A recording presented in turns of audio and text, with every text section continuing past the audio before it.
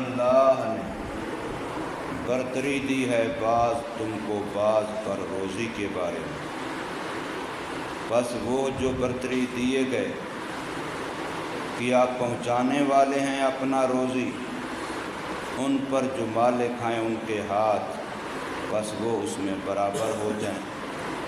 کیا پس اللہ کی نعمت کا انکار کرتے ہیں وہ؟ سورہ النحل کی آیت نمبر 71 آپ حضرات کے سامنے پڑھی اور ترجمہ کیا ہے۔ اس میں اللہ تبارک و تعالی نے اسلام کے بنیادی عقیدے توحید کی ایک بڑی عجیب عقلی دلیل پیش کی ہے کہ اللہ مالک ہے اور سارے بندے اللہ کے غلام ہیں۔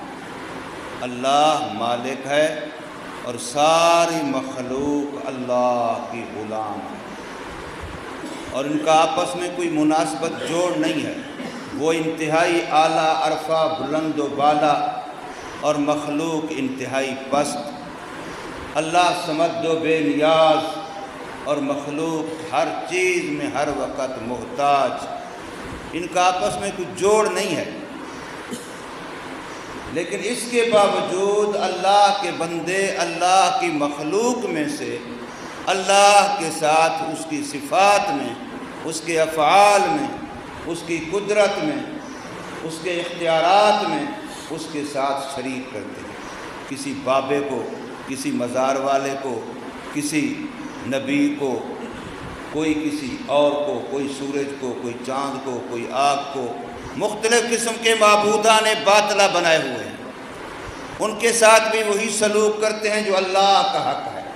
کوئی اس کے سجدے کر رہا ہے، کوئی منت منوتیاں مان رہا ہے، کوئی چڑھاوے چڑھا رہا ہے، کوئی اور طریقے سے، کوئی اور طریقے سے، یعنی جو حق خدا کا ہے وہ ان کو دے رہے ہیں، اور سمجھتے ہیں کہ جو نفع نقصان، جو عزت ذلت، جو معاملہ امیری غریبی کا، جو اولاد کا لینا دینا نہ دینا اللہ کا کام تھا، وہ یہ کرتے ہیں، غیروں کو معبود بنایا ہوا ہے۔ حالانکہ وہ محتاج ہیں اور وہ صمد و بے نیاز ہے، اور یہ مخلوق ہیں، وہ خالق ہے۔ یہ فانی ہیں، وہ باقی ہے۔ ان کے آپس میں کوئی جوڑ نہیں ہے، لیکن اللہ کے غلاموں کو اللہ کے ساتھ شریک کر رہے ہیں۔ اب اسی بندے کو جو اللہ کے غلاموں کو، اللہ کی مخلوق کو اللہ کے ساتھ شریک کرتا ہے، اسی بندے کو کہا جائے کہ تیری فیکٹری ہے، تیرا بہت بڑا کارخانہ ہے، اور اس کے اندر اتنے نوکر ملازم غلام ہیں۔ اب تو کیا چاہتا ہے کہ تیرا نوکر تیرے برابر کا فیکٹری کا مالک بن جائے؟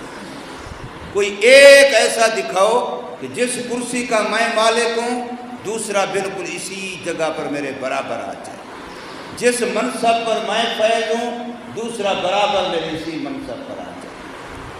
حالانکہ وہ جس کو تم غلام، جو اللہ نے تمہارے غلام بنائے، وہ تمہاری مخلوق نہیں ہے، وہ تم سے پست نہیں ہے، وہ تمہاری طرح تم بھی محتاج ہو، وہ بھی محتاج ہے، تم بھی مخلوق ہو، وہ بھی مخلوق ہے۔ تم اللہ کے بندوں کو اللہ کا شریک بناتے ہو، تمہیں لحاظ نہیں آتا، جبکہ تم اپنے برابر کی مخلوق کو نہیں کرنا چاہتے ہو۔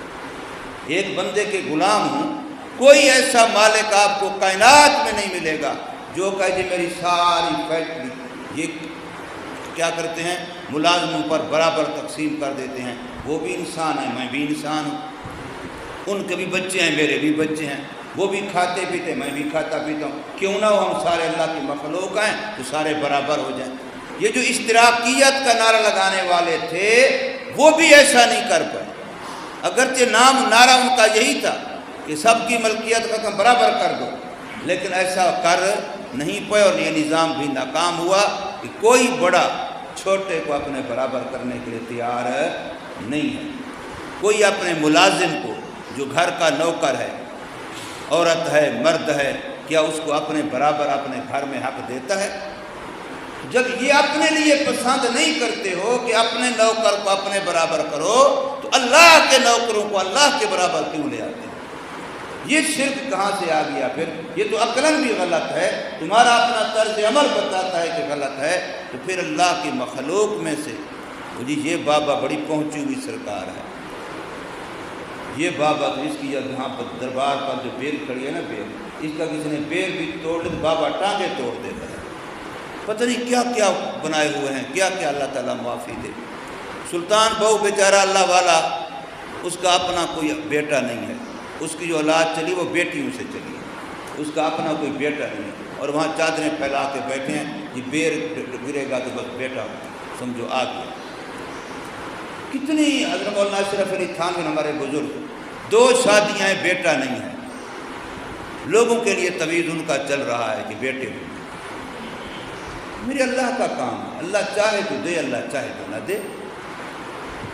اللہ وحدہ لا شریک لہ ہے، اپنے افعال میں بھی، اپنی قدرت میں بھی، اپنے اختیارات میں بھی، اپنی ذات میں بھی، اپنی صفات میں بھی، وہ اللہ وحدہ لا شریک۔ اس کے ساتھ کسی اور کو شریک کرنا، اس کا سانجھی، اس کا بھائیوال، اس کا ہمسر بنانا، اس کے برابر کسی کو لے آنا، یہ عقلاً بھی غلط ہے، شرعاً بھی غلط ہے، اخلاقاً بھی غلط ہے۔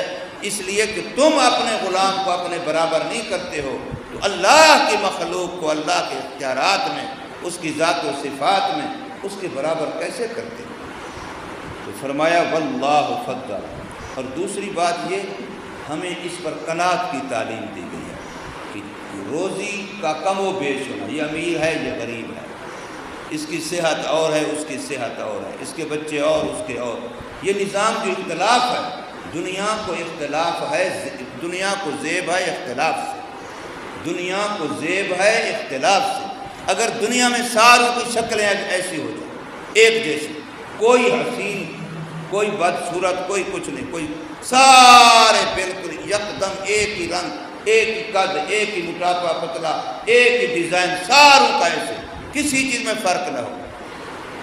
اور پھر ابھی کپڑے ہیں، یہ جسمی ڈھانپنا ہے نا، ایک ہی بندہ دکان پہ جاتا ہے، ایک دفعہ کہتا ہے یہ سوٹ لینا ہے، دوسری دفعہ جاتا ہے پھر کہتا ہے اور لینا ہے، تیسری دفعہ جاتا ہے پھر کہتا ہے اور لینا ہے، یعنی اور کپڑا پسند کرتا ہے، حالانکہ ڈھانپنا تو جسم ہے، قیمت بھی برابر ہے۔ اچھا جس کو 2 ہفتے 4 ہفتے پہلے پچھلے سال جس کپڑے کا تھا یہ رنگ اچھا نہیں ہے، اگلے سال وہی رنگ لے رہا ہے۔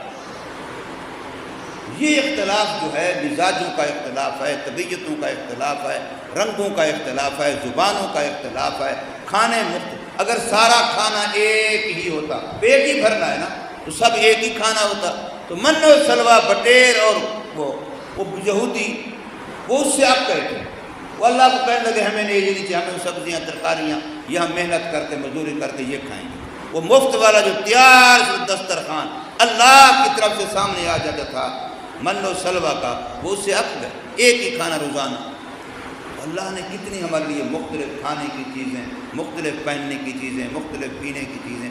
تو پھر ہم یہ بھی سوچیں اگر ساری دنیا مالیت کے لحاظ سے ایک معیار پہ کھڑی ہوتی، سارے ہی کروڑ پتی یا سارے ہی لاکھ پتی ہوتے، سارے ہی ارب پتی ہوتے، ایک لیول پہ ہوتے، تو کوئی کسی کی مزدوری کرتا، کوئی کسی کارخانے میں کام کرتا، میں تیرے برابر کو مجھے کیا ضرورت تیرے پاس کام کرنے کی؟ جب برابر کا ہوتا پھر دنیا کا نظام چل سکتا؟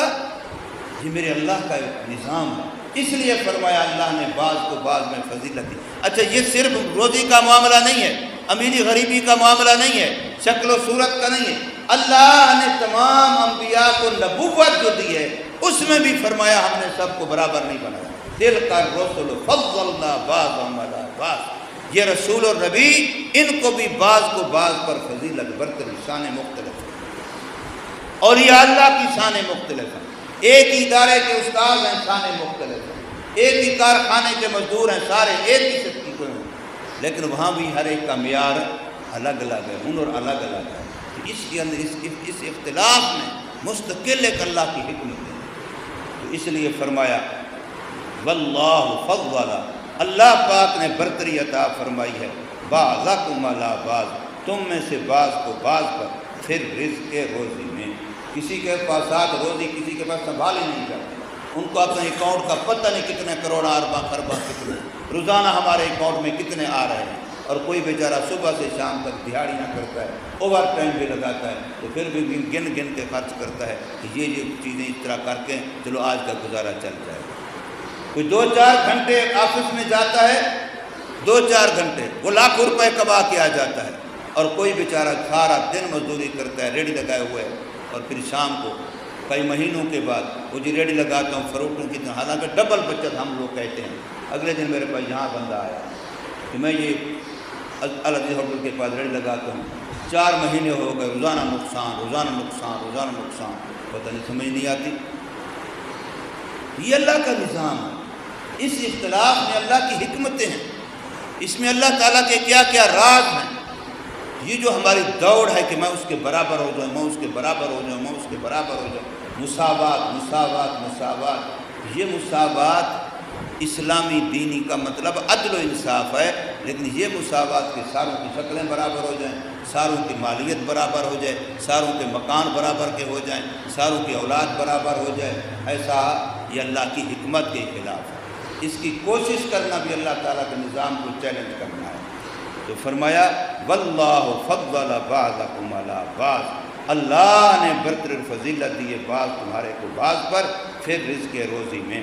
فَمَا الَّذِينَ فُضِّلُوا بِرَادٍ، بس نہیں ہے وہ جن کو برتری دی گئی ہے، زیادہ مال دیا گیا، امیر بنائے گئے ہیں، براد رزقہم، واپس پہنچانے والے اپنے رزق و روزی کو، الا ما ملکت ایمانہم، ان پر جن کے ہاتھ مالک ہیں۔ وہ پہلے زمانے میں غلام ہوتے تھے، وہ بھیڑ بکری کی طرف انسانوں کے مملوک ہوتے تھے، چاہے ان کو بیچ دیں، چاہے ان کو کسی اور کو ہیبہ کر دیں، چاہے ان کو اپنے پاس رکھیں، چاہے وہ لونڈیاں تھیں چاہے وہ غلام تھے، تو مالک کا ہاتھ ان کا مالک ہوتا تھا۔ فہم فیہ سوا، پھر وہ اس مال میں برابر ہو جائیں۔ کیا کوئی ایسا کرنے کو تیار ہے کہ اپنے غلاموں کو، اپنے نوکروں کو اپنے برابر کا مالدار دیکھنا چاہتا ہو؟ کوئی وزیر ایسا ہے جو دوسرے کو اپنے برابر کرسی میں بیٹھنا پسند کرتا ہو؟ تو وزیر اعظم ملک میں 2-4-10 ہونے چاہیے، صدر ملک میں 2-4-10 ہونے چاہیے، نہیں میں ایک ہوں، بس میرے برابر کا اور کوئی نہ ہو۔